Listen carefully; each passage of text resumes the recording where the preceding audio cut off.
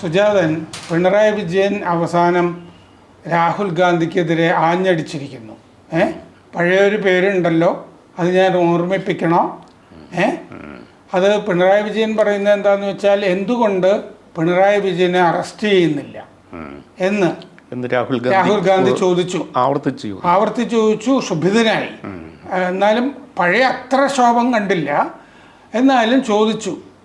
പഴയ കാര്യങ്ങളൊക്കെ ഓർമ്മിപ്പിച്ചു. പക്ഷേ അതിന് മുമ്പൊരു ദിവസം പ്രകാശ് കാരാട്ട് വന്നിട്ട് തിരുവനന്തപുരത്ത് ഞാൻ കോൺഗ്രസിൻ്റെ ഒരു അഭ്യുദയകാംക്ഷിയാണ് എന്ന് പ്രകാശ് കാരാട്ട് പറയുണ്ടായി. പ്രകാശ് കാരാട്ട് ഇത് പറഞ്ഞതിൻ്റെ കാരണം എന്താണെന്ന് വെച്ചാൽ, കാരാട്ട് ത്രിപുരയിൽ നിന്നാണ് വരുന്നത്. ത്രിപുരയിൽ 2 സീറ്റിൽ ഒരെണ്ണം കോൺഗ്രസ്സിന് കൊടുത്തിരിക്കുകയാണ്. അവിടെ ബംഗാളിലാണെങ്കിൽ കോൺഗ്രസുമായിട്ട് സഖ്യമുണ്ട്. ആ സഖ്യം കൊണ്ടാണ് പലയിടത്തും ഓരോ സീറ്റൊക്കെ അവിടെ ഇവിടെയൊക്കെ കിട്ടുന്നത്. സീക്കറിൽ രാജസ്ഥാനിൽ ഒരു സീറ്റ് കിട്ടിയിട്ടുണ്ട്. സീക്കറിൽ CPM-ന് കിട്ടിയിരിക്കുന്നത് കോൺഗ്രസ് ഉദാരതയോടുകൂടി കൊടുത്തിരിക്കുന്ന സീറ്റാണ്. ദിണ്ടിഗലിൽ അവർ ജയിച്ചാൽ അത് കോൺഗ്രസിന്റെ DMK-യുടെ വോട്ടാണ്. അവിടെ എന്താണ് തെരഞ്ഞെടുപ്പ് ചെലവ് തന്നെ കൊടുക്കുന്നത് DMK ആണ്. അവർ മറ്റേ ബോണ്ടിൽ നിന്നൊക്കെ വാങ്ങിച്ച പൈസയാണ്. CPM-ന് വിരോധം ഉണ്ടെന്നല്ലേ ഉള്ളൂ.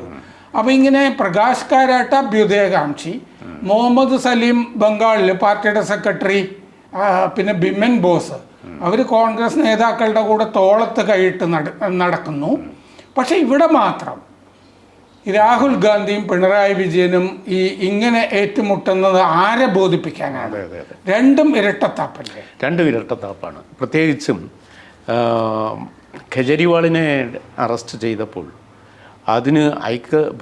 അതിനെതിരെ പ്രതിഷേധിക്കാൻ ആദ്യം ഓടിയെത്തിയ ആളാണ് രാഹുൽ ഗാന്ധി. അതെ.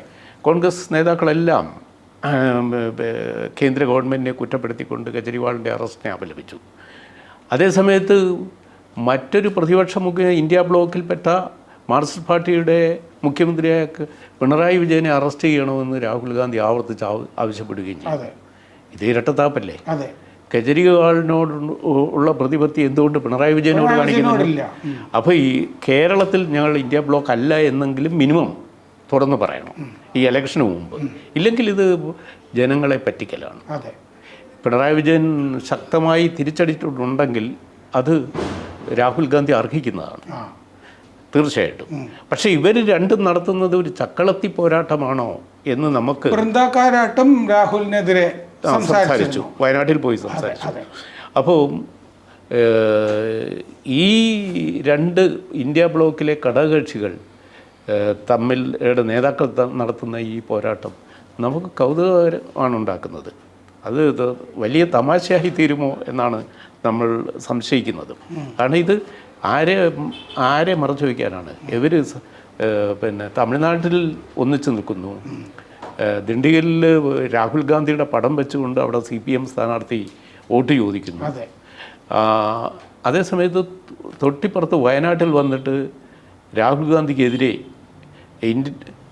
പിണറായി വിജയൻ്റെ പാർട്ടിയിലെ പോളിറ്റ് ബ്യൂറോ അംഗങ്ങൾ വരെ വന്ന് സംസാരിക്കുന്നു. അപ്പോൾ ഈ ഇരട്ടത്താപ്പ്, ഒന്നിൽ ഈ നേതാക്കൾ ഈ ഇരട്ടത്താപ്പ് ജനങ്ങൾ മണ്ടന്മാരല്ല എന്നെങ്കിലും മിനിമം കരുതണം. പിന്നെ രാഹുൽ ഗാന്ധിക്ക് ഇന്ത്യൻ രാഷ്ട്രീയ സ്ഥിതിഗതികളെ സൂക്ഷ്മമായി കാണാനോ വിലയിരുത്താനോ പറ്റുന്ന ഒരു നേതാവായിട്ട് നമ്മൾ ഇതുവരെ കണ്ടിട്ടില്ല. അപ്പോൾ അദ്ദേഹം ഈ പറ്റുന്ന ഓരോ സന്ദർഭങ്ങളിൽ വരുന്ന ആശയമനുസരിച്ച് സംസാരിച്ച് പോവുകയാണ്. കേരളത്തിൽ പിണറായി വിജയനെ അറസ്റ്റ് ചെയ്യുന്നില്ല എന്ന് പറയുക വഴി BJP-യും പിണറായി വിജയനും തമ്മിൽ, ഇല്ലേ മോഡിയും പിണറായി വിജയനും തമ്മിൽ എന്തോ ഒരു രഹസ്യ ധാരണയുണ്ടെന്ന അന്തർധാര പ്രതിപക്ഷത്തിൻ്റെ കോൺഗ്രസിൻ്റെ നേതാക്കളുടെ ആരോപണം ഏറ്റുപിടിക്കുകയാണ് രാഹുൽ ഗാന്ധി ചെയ്യുന്നത്.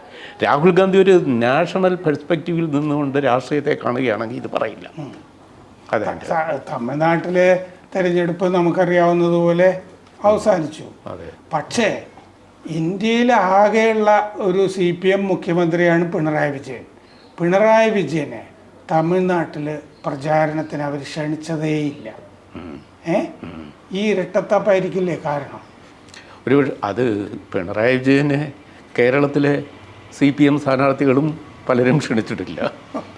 അപ്പോൾ അവിടെ പല CPM-ൻ്റെ പ്രധാനപ്പെട്ട സ്ഥാനാർത്ഥികൾ മത്സരിക്കുന്നിടത്തൊന്നും പിണറായി വിജയൻ പോയിട്ടില്ല. ഒന്നില്ല അദ്ദേഹത്തിൻ്റെ ആരോഗ്യ പ്രശ്നം, അല്ലെങ്കിൽ അവരുടെ പാർട്ടി ആരൊക്കെ പ്രസംഗിക്കണം ഇവിടെ. അതല്ലാതെ എനിക്ക് തോന്നുന്നത് ഈ അജണ്ട നിശ്ചയിക്കാൻ പലപ്പോഴും CPM ഇവിടെ അജണ്ട നിശ്ചയിക്കാറുണ്ടല്ലോ. എന്തെങ്കിലും ഒരു സംഗതി കത്തിച്ചു വിട്ടാൽ അത് കത്തിയേക്ക് നിൽക്കും. പക്ഷെ ഈ തെരഞ്ഞെടുപ്പിൽ ആദ്യമായിട്ട് CPM അജണ്ട നിശ്ചയിക്കുന്നതിൽ സമ്പൂർണ്ണ തോൽവിയാണ്, അല്ലേ? അതിനും ഇത് കാരണമല്ലേ ഇരട്ടത്താപ്പ്? ഒന്ന്, CPM ഈ തെരഞ്ഞെടുപ്പിലെ പ്രധാനപ്പെട്ട വിഷയം നിർണ്ണയിക്കുന്നതിൽ പോലും മുന്നോട്ട് വന്നില്ല. ഇത് പിണറായി വിജയൻ ഗവൺമെന്റിന്റെ വിലയിരുത്തലാവുമോ?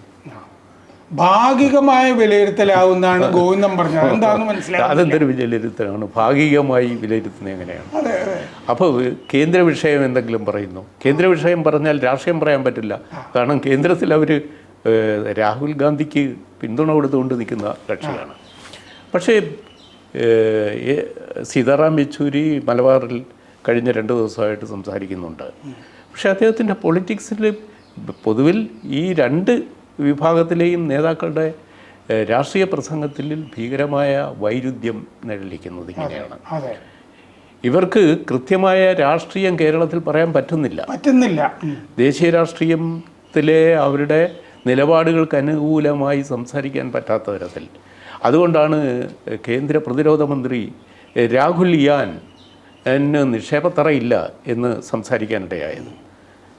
ആദിത്യയാൻ്റെ ഗഗൻയാൻ്റെയൊക്കെ പോലെ കൃത്യമായ ഒരു വിക്ഷേപണ നിലത്തിൽ നിന്ന് തൊടുത്തു വിടുന്നത് പോലെ, തറയിൽ നിന്ന് തൊടുത്തു വിടുന്നത് പോലെ ഒന്ന് രാഹുൽ ഗാന്ധിക്ക് നിന്ന് മത്സരിക്കാൻ ഇടമില്ലാത്തത് കൊണ്ടാണ് അമേഠിയിൽ നിന്ന് വയനാട്ടിൽ വന്നത്.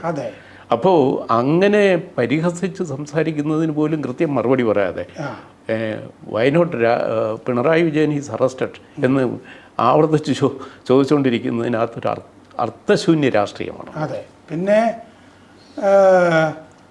CAA രാഹുൽ ഗാന്ധി കാര്യമായി പരാമർശിച്ചില്ല എന്നൊരു സമ്മർദ്ദം മുറുകിയപ്പോഴാണ് നേരിയ തോതിൽ കോഴിക്കോട് ഈ രാഹുൽ ഗാന്ധിയും കോൺഗ്രസിന്റെ പ്രകടന പത്രികയിൽ CAA ഇല്ലല്ലോ. അത് അവർ നേരത്തെ തന്നെ സംസാരിച്ചു. അപ്പോൾ 8ാം പേജ് നോക്കുക എന്നൊക്കെ. 8ാം പേജിലില്ലല്ലോ. അപ്പോൾ ഒരു പേജിലും ഇല്ല. അപ്പോൾ അല്ല, CAA എങ്ങനെ ഇവർക്ക് എതിർക്കാൻ പറ്റും? ഇവിടെ കേരളത്തിൽ വന്ന് അനുകൂലിക്കാനും പറ്റില്ല. ഞാൻ പറഞ്ഞത് രാഹുൽ ഗാന്ധിയുടെ പ്രസംഗത്തിൽ ശക്തമായിട്ട് ഈ CAA പറ്റി പറയുന്നില്ല. അതാണ് പറയാൻ പറ്റാത്ത തരത്തിൽ യുക്തിഭദ്രമാണ് ആ നിയമം.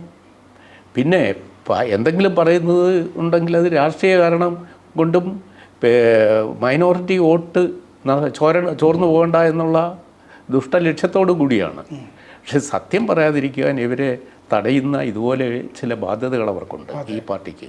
അതാണ് ഈ 2 പാർട്ടികളുടെയും ഏറ്റവും വലിയ ദൗർബല്യം. അതായത് ഒരു ദേശീയ തലത്തിൽ എല്ലായിടത്തും, കേരളം ഒഴിച്ച് എല്ലായിടത്തും കോൺഗ്രസുമായിട്ട് സഖ്യത്തിലാണ് ഉള്ളിടത്ത്. കോൺഗ്രസും അങ്ങനെ കാര്യമായിട്ടൊന്നുമില്ല.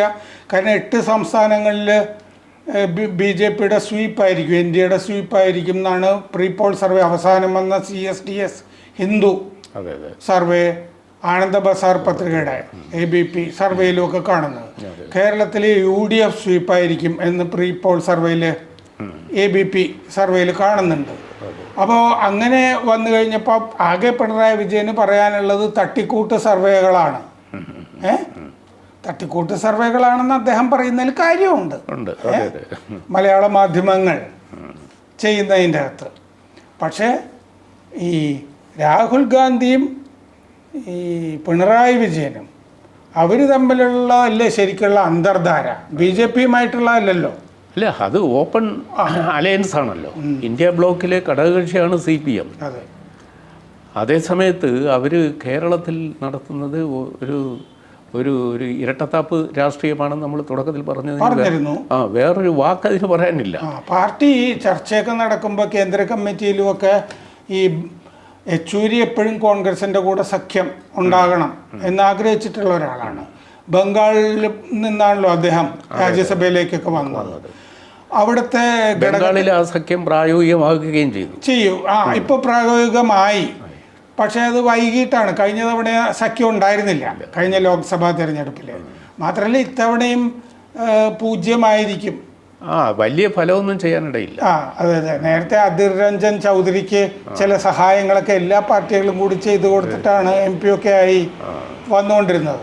ഇത്തവണ 42 സീറ്റിൽ ഏതാണ്ട് ഈക്വലായിട്ട് മറ്റേ BJPയും TMCയും വീതിച്ചു പോകുന്ന അവസ്ഥയാണ് അവിടെ ഉള്ളത്. സഖ്യം കൊണ്ടും കാര്യമില്ല എന്നാണ് ഞാൻ പറയുന്നത്. അവിടെ കോൺഗ്രസുമായിട്ടുള്ള സഖ്യം കൊണ്ടും കാര്യമില്ല. ത്രിപുരയിലായിക്കോട്ടെ, ബംഗാളിലായിക്കോട്ടെ. ജൽപായ്ഗുരി തുടങ്ങിയ സീറ്റിൽ ഇന്ന് വോട്ടെടുപ്പായിരുന്നു. അത് BJPയുടെ സിറ്റിംഗ് സീറ്റാണ്. അതെ, അവിടെ കുറച്ച് അക്രമങ്ങളുണ്ട്. മണിപ്പൂരിലും ഉണ്ട്. അക്രമം കഴിഞ്ഞ നവമി പ്രമാണിച്ച് നടന്നതാണ്.